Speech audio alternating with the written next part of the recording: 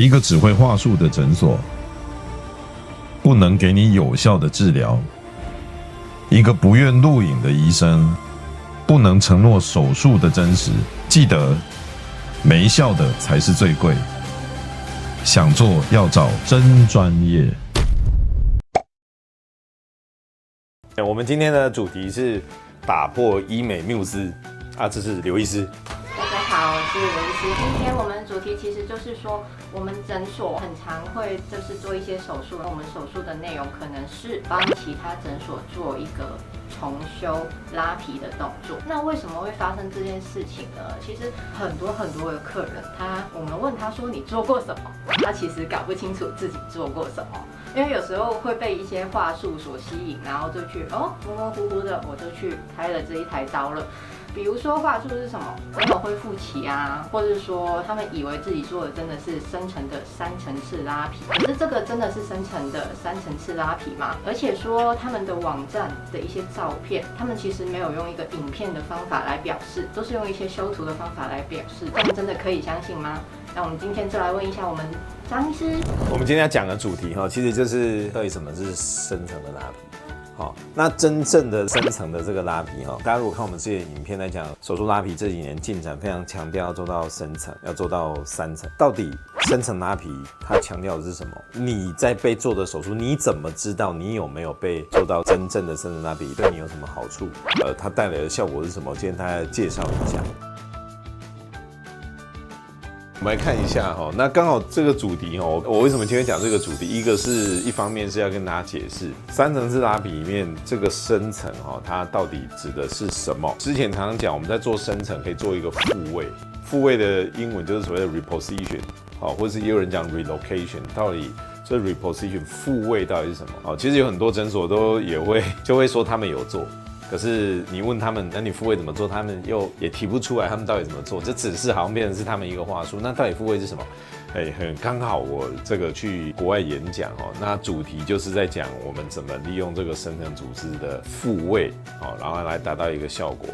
所以我刚好也可以把我那个 PowerPoint 里面的影片跟那个图片直接拿来讲解。这个是在国外医学会是对这些国外的医生们演讲，所以里面有很多是手术的影片。我不知道这个手术的影片到时候放在 YouTube 会不会被马赛克掉，还是怎么样？不知道可不可以播，或是大家看了会害怕？应该会害怕吧。但是大家不是说看到这个会觉得很开心、很兴奋，配饭吃更好吗？应该是有些人而已，不是每个人都那么变态的。好，那我今天这个其实就是从医学会这个讲解的影片，档案我把它截录一些下来。为什么会强调这个手术影片呢？其实坦白说，好像我们大概平均3年下来，帮其他诊所重修大概将近200个案例，所以其实就可以知道有很多人他去做无效的拉皮。其实这些人他们都会有一件状况，就是那些所谓的假拉皮，一开始也是有用的。这道理很简单嘛，你随便自己剪个皮缝一下，你也会比较紧。可是皮肤是一个有弹性的东西，你一开始拉紧了，就像橡皮筋一样。可是只要隔一段时间，它一松掉，效果就没了。那这时候也求诉无门啊，因为他们会觉得说，回去原来的诊所，他们只会说是你自己体质的问题，是你自己没有睡好的问题，是你自己心情不好的问题，这不公平。所以像我们诊所每一个来手术的客人，我们在手术当中都会录影给他看。我跟你说我会做3层，我就帮你录。好，我跟你说我会帮你做深层的复位，我会录下来给你看。你会害怕你可以不看，但是我觉得这是权益不然很多人他躺下来睡着了，总不会做到一半就说让我醒过来，我要看一下你有没有真的帮我做到深层，你有没有真的帮我做到内侧，不行嘛，不可能，所以我们会录影给大家看这是很重要的。在这个国外演讲这些影片，我们手术当中录影就是去怎么做这个复位，所以我今天会跟大家强调3层式拉皮里面关于复位这件事情是怎么做的。这个复位呢方法其实我是有 modify 过的跟西方人的做法非常的不一样。我们来看里面就是有一个观念为什么复位它很重要？不管是传统拉皮或筋膜拉皮，或是那些假拉皮他们在做的时候都有一个问题，就是那个脸做完就像这样，什么意思？被风吹到脸，或者是你骑摩托车没有戴安全帽，那个风很大吹到脸。皮往两边那样，什么意思？脸变得很扁，变得很宽，很不自然。可是我们一个真正年轻的脸不是这个样子的，一个真正年轻的脸其实要像刘医师这样，但是他说他今天脸过敏，不想脱口罩。所以我们来看一下这个图哈，这个是从教科书上面来看的一个图，一个年轻的脸庞，我们在形容这样子的脸。它的一个弧度有一个叫做 OG curve，OG 的意思哈，它其实是来自这个拉丁字，好，它其实是在形容两个 S 型的曲线。那它照出来就是我们脸部在年轻的状态下，它应该要有一个饱满的，你看两个 S 型的曲线组合，这个就叫 OG curve。那可是当我们年纪变大的时候，它会垮下来，它垮下来的时候，它的挺立度不够，它失去了立体感。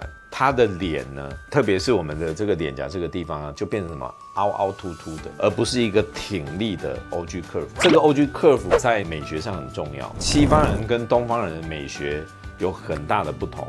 西方人他在强调这个 OG curve 的时候，他比较强调就是你要稍微有点棱角，你的确是要挺立的，但是稍微有点棱角。但是东方人喜欢的 OG curve 是要一个是有弧度的，而不是棱棱角角的。这个弧度代表的是一个挺立而又饱满的状况。根据东方人的美学不同呢，我们在做这个拉皮手术，我们就要去调整做法的不同，这件事很重要。其实我们也常遇到有国外的客人呢，他在美国或者是在伦敦那边给白种人的医师开完，那开完手术，坦白说手术本身是成功的，可是客人是不 happy 的，因为他做出来的结果就是他是西方的脸型，像安吉丽娜·裘丽啊，或者是安海瑟薇那种脸型，可是这种脸型在东方人的脸，其实大家就不是那么喜欢，常常就会帮他重调。那怎么重调呢？我们来看一下哈，为什么我们老化的时候呢？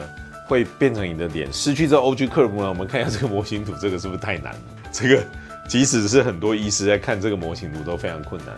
这个其实是那个我在医学论文上面放的一个模型图啊，在讲解说我们的脸为什么在老化的时候会从年轻的挺立感有这个 OG curve， 到后来会变成这个凹凹凸凸的样子哈。这个里面呢，这个其实是就是我们侧脸的一个各个层次的这个模型，我把它列出来一层一层一层的哈，从浅层、中层、深层，我们来看它为什么会变成这个样子。所以你看，我不断的在提一个观念，就是说复位，因为传统的拉皮，他们的拉皮建立在拉扯上，什么意思？如果大家在看哈，以前大家对 lifting 拉提，他认为什么叫拉提？就是 traction 等于 lifting， 就是你用拉扯来达到提的作用。可是事实上现在我们认为说，我要让它上提，我不一定要这样拉扯。比如说，它今天这块深层的组织它掉到这里来了，我要把它提上去，不一定要拉扯啊，我只要把它回复到原来的位置，重新固定。这一种从掉下来的位置 reposition 到原来的位置，它也是一种 lifting。那这样做出来的效果更自然，因为它是回到年轻时候的位置。那这样的效果才有办法达到我们要的 OG curve。如果我们单纯用拉扯，就会像我刚刚说的，这种很不自然的脸，在医学上我们叫 wind blow face， 被强风吹过的脸，就我刚刚讲的。好，讲了这么多呢，我们来看一下这个手术到底是怎么做的哈。我们简单讲，你要做到深层复位，有一个很大很大的关键。